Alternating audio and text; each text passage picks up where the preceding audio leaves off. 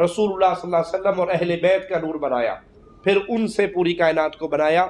ये अहले ईमान का अकीदा नहीं है, बल्कि रसूल सल्लल्लाहु अलैहि वसल्लम के बारे में कुरान हकीम हमें तालीम देता है। सूरत कहफ आखिरी आयत है, कुल ए नबी कहो इन्नमा अना बशरुम मिस्लुकुम, मैं तुम्हारे जैसा इंसान हूँ। अल्लाह के नबी के बारे में ये अकीदा रखना कि अल्लाह के नबी अल्लाह के नूर में से नूर है। एक तो है नूर हिदायत, अल्लाह के रसूल सल्लल्लाहु अलैहि वसल्लम हिदायत का नूर लेकर आए, ईमान का नूर लेकर आए, तौहीद का नूर लेकर आए, जिससे कुफर के अंधेरे छट गए और जहां के अंदर ईमान की बहार आई, ईमान की फवा बर्पा हुई। दुरुस्त है, हम मानते हैं, लेकिन कोई ये समझे कि रसूल करीम सल्लल्लाहु अलैहि वसल्लम अल्लाह के नूर में से नूर है। जैसे आजान से पहले हमारे इलाकों में आवाज गूंजती है, अस्सलातु वस्सलामु अलैका या नूरम मिन नूरिल्लाह, कि मोहम्मद सल्लल्लाहु अलैहि वसल्लम अल्लाह के नूर में से नूर है। ये अकीदा कुफर का अकीदा है। ये ऐसे ही है जैसे ईसाइयों ने कहा था ईसा इब्नुल्लाह, ईसा अल्लाह का बेटा है। यहूदियों ने कहा था उज़ैर इब्नुल्लाह, उज़ैर अल्लाह का बेटा है। तो आज कोई कलमा पढ़ने वाला ये कहे कि मोहम्मद सल्लल्लाहु अलैहि वसल्लम अल्लाह के नूर का टुकड़ा है या अल्लाह के नूर में से पैदा हुआ, तो फिर ये कुफर है। आइए आज कुरान से इब्तिदा करते हैं और पहले देखते हैं कि इनकी रहाइश कहाँ पे है, ये होते कहाँ पे हैं। खुदा फरमाता है का तुम बे तो फिल अर्ज़ व मिन अनफुसिहिम, खुदा कहता कुछ ऐसी चीज़ें हैं जिन्हें मैंने ज़मीन से उगाया है, कुछ ऐसी हैं जिन्हें मैंने आसमान से भेजा है, और कुछ ऐसी हैं जिन्हें तुम नहीं जानते। ला यालमून, तुम्हें इल्म ही नहीं है कि वो कौन है।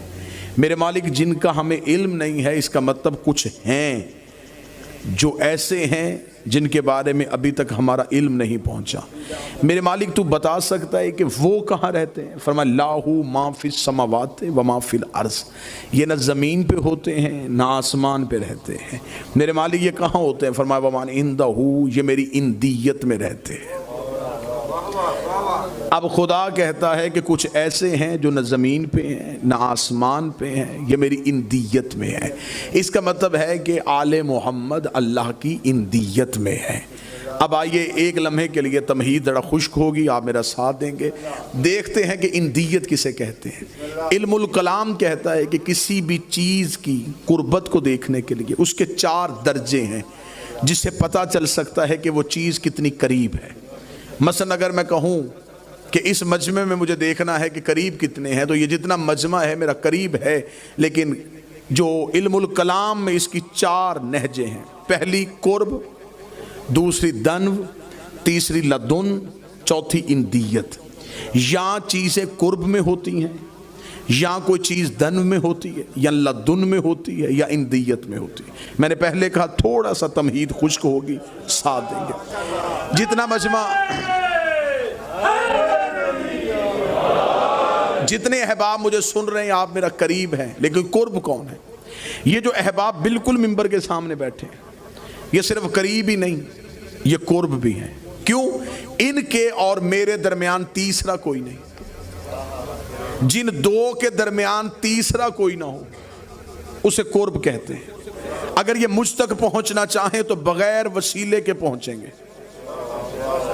जिनको अल्लाह तक पहुंचने के लिए किसी वसीले की जरूरत ना हो,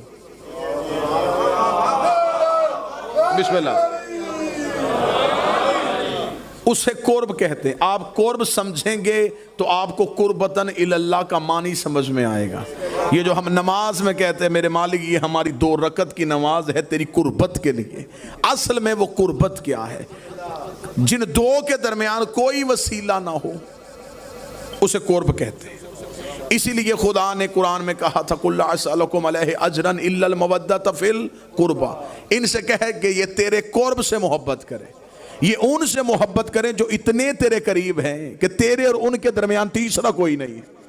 अब आले मोहम्मद पहली मंजिल है इल्मुल कलाम की कुर्ब। खुदा कहता है ये कुर्ब में नहीं रहते, इसका मतलब इससे भी नज़दीक रहते हैं। दूसरी मंजिल क्या है? दूसरी मंजिल है दन्व।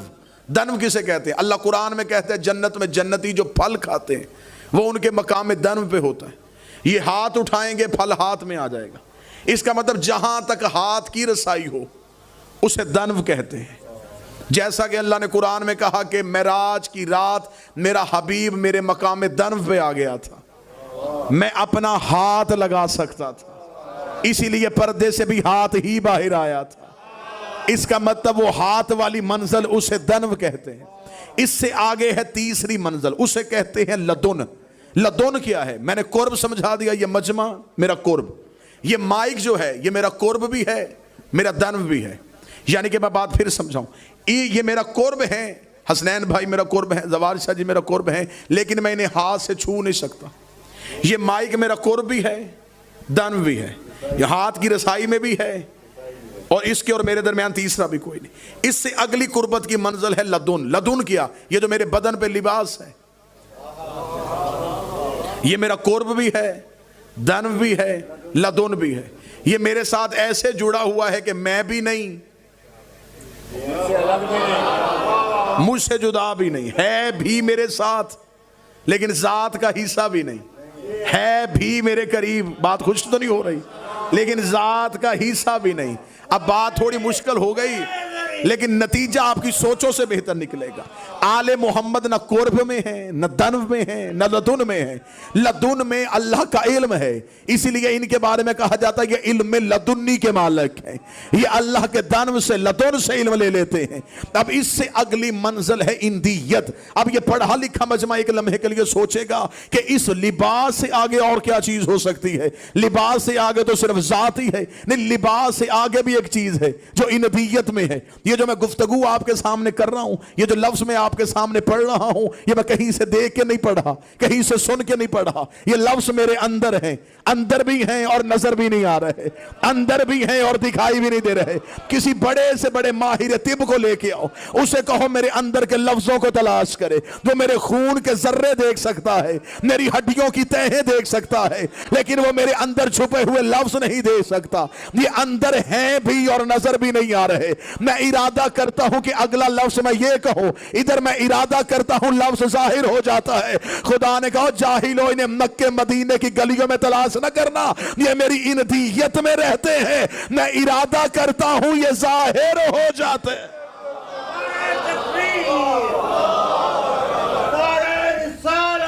یا رسول یہ ہے میری اندیت میں. کو بات سمجھ میں آ رہی ہے؟ یہ اندیت میں ہے. معصوم سے ایک بندے نے پوچھا مولا اللہ معبود ہے؟ فرمایا بے شک. اس نے کہا مولا اللہ معبود ہے تو معبود کی تعریف. فرمایا جو ایک لمحہ بھی بغیر عبادت کے نہ رہا ہو. مسجود. فرمایا جو ایک لمحہ بھی بغیر سجدے کے نہ رہا ہو. اس نے کہا جب تک اس کی, آپ مخلوق اول ہیں, جب تک آپ نے سجدہ نہیں کیا تب تک اسے سجدہ کس نے کیا تھا؟ معصوم فرماتے نحن مشیت اللہ, ہم اللہ کا ارادہ ہیں. جب سے اللہ ہے تب سے ہم ارادہ پروردگار بن کے اس میں رہتے ہیں. پھر اس نے چاہا کہ اپنے ارادے کو ظاہر کرے, اس نے ایک کلمہ جاری کیا, نحن کلمۃ اللہ, وہ اللہ کا پہلا کلمہ ہم ہے. اس نے اپنے ہی نور سے ہمارے نور کو علیحدہ کیا. جب نور کو علیحدہ کیا اب اس نور کو اس نے مخلوق کر دیا, خود وہ خالق ہو گیا. اب اس نے چاہا کہ یہ نور جا کے زمانے میں میری پہچان کروائے. فرمایا جب اس نے ہمارے نور سے کو اپنے نور سے علیحدہ کیا تو اس نے ہمارے نور کو مقدس حجابات میں رکھا. 12,000 سال تک نور حجاب قدرت میں رہا, جہاں پر سبحان ربی اللہ کی تسبیحیں پڑھتا رہا. 11,000 سال تک نور حجاب منت میں رہا, جہاں پر سبحان من ہوا قائم لگیا لہو کی تسبیحیں پڑھتا رہا. 10,000 سال تک نور حجاب سعادت میں رہا, جہاں پر سبحان من ہوا دائم لگیا سو کی تسبیحیں پڑھتا رہا. 9,000 سال تک نور حجاب رفت میں رہا, جہاں پر سبحان الرفیع الاعلیٰ کی تسبیحیں پڑھتا رہا. 8,000 سال تک نور حجاب کرامت میں رہا, جہاں پر سبحان من ہوا غنی لفظ کر تسبیحیں پڑھتا رہا. 7,000 سال تک نور حجاب منزلت میں رہا, جہاں پر سبحان ذی العرش والعظیم کی تسبیحیں پڑھتا رہا. 6,000 سال تک نور حجاب رحمت میں رہا, جہاں پر سبحان ذی العرش والرحمت العظیم کی تسبیحیں پڑھتا رہا. 5,000 سال تک نور حجاب نبوت میں رہا, جہاں پر سبحان ذی المن والمنان کی تسبیحیں پڑھتا رہا. 4,000 سال تک نور حجاب ہیبت میں رہا, جہاں پر سبحان ذی الہیبت عند الماء کی تسبیحیں پڑھتا رہا. 3,000 سال تک نور حجاب غیبت میں رہا, جہاں پر سبحان ذی الغیبت عند الماء کی تسبیحیں پڑھتا رہا.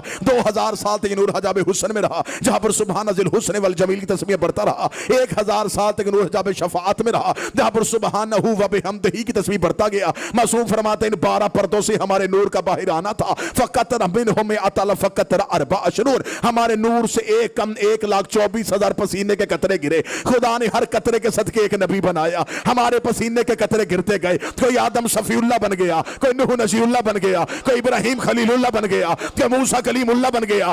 آج پوری دنیا میں کوئی مسلمان ایسا نہیں جو حضرت آدم کو رضی اللہ کہتا ہو، حضرت ابراہیم کو رضی اللہ کہتا ہو، حضرت نوح کو رضی اللہ کہتا ہو۔ آدم علیہ السلام، ابراہیم علیہ السلام، نوح علیہ السلام، یہ جنہیں علیہ السلام کہا یہ بنے کیسے تھے؟ ہمارے نبی کے پسینے سے۔ جو پسینے سے بنے وہ علیہ السلام ہوتے ہیں، تو جو خون سے بنے وہ رضی اللہ کیسے ہو؟